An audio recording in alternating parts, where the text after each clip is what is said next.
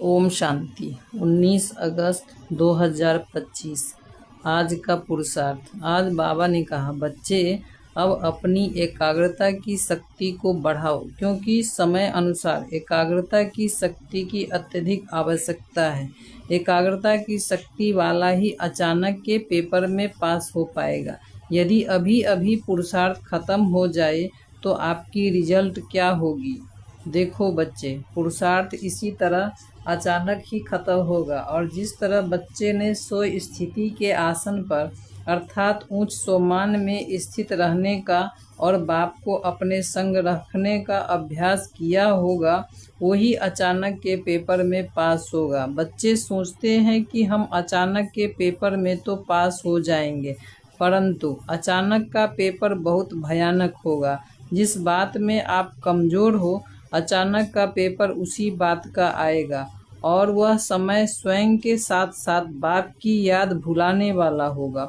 वह समय ऐसा होगा जिसमें आप विस्मृत हो जाओगे, अर्थात आप स्वयं ही परिस्थिति में व समय के बहाव में इतना ज़्यादा उलझ जाओगे कि स्वयं की याद व बाप की याद भूल जाएगी।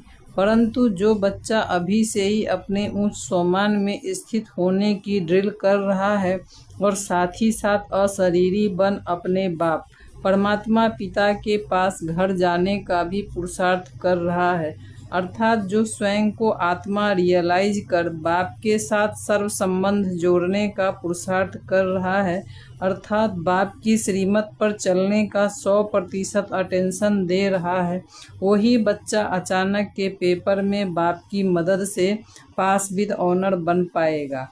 इसलिए बच्चे स्मृति स्वरूप बनो, मन बुद्धि को एकाग्र करने का अभ्यास बढ़ाओ।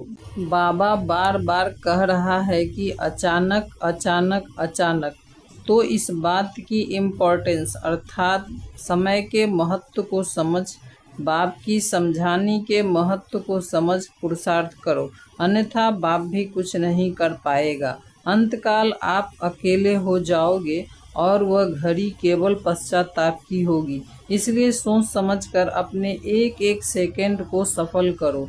अभी का पुरुषार्थ ही अंतिम विजय का आधार है। अच्छा, ओम शांति।